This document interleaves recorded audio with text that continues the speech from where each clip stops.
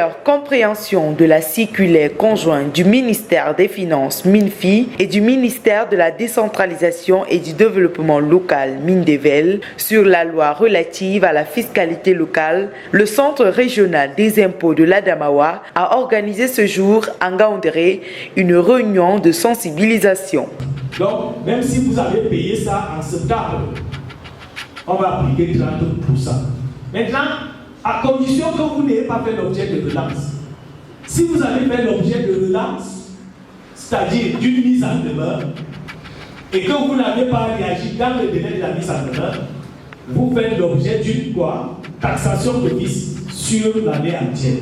Haute 5, Jean-Claude, chef du Centre régional des impôts de l'Adamawa, a profité de l'occasion pour éclaircir certains points obscurs et apporter des précisions aux participants.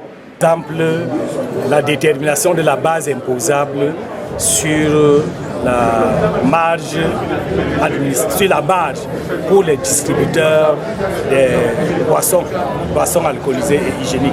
Au départ, ils pensaient qu'ils étaient imposés sur la marge brute. Il y a également la préoccupation sur les contribuables qui relèvent désormais de l'IGS. Ceux qui sont exonérés, ici il y en a ou pas. On a compris qu'il n'y a que l'exonération en matière de patente et non en matière d'IGS, parce que l'IGS agrège un ensemble de taxes et redevances locales et est un impôt, alors que la patente c'est une autorisation d'exercice. Il a également rappelé que toute personne ne respectant pas les nouvelles dispositions s'exposera à des sanctions. Et l'application d'une pénalité financière de 50% du montant. Prenons celui qui a 2 millions. Il n'a pas déclaré le 15 avril. Ça fait combien? 500 000. Donc quand le CFLP arrive, vous avez déclaré quand? S'il a même déclaré le 16 avril, il doit lui appliquer 50%. Ça veut dire qu'il va payer maintenant 750 000.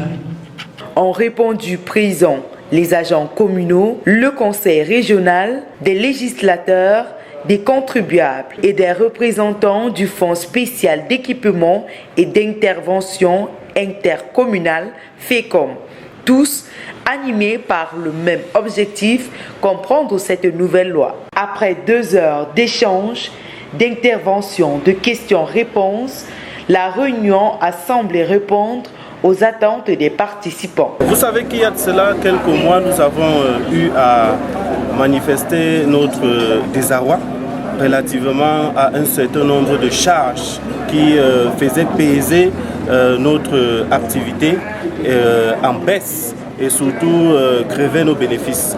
Alors nous avons, avec l'accompagnement des autorités locales, porté un plaidoyer pour la prise en compte du chiffre d'affaires pour la base d'imposition au lieu des achats, comme c'était le cas depuis que nous étions taxés par le fisc. Et Dieu merci, avec l'amabilité de l'administration fiscale locale, ce plaidoyer a abouti. Et nous voulons simplement dire que quand c'est bien, il faut remercier. Au final, les participants désormais avertis et informés pourront appliquer la loi plus facilement, évitant ainsi les sanctions prévues.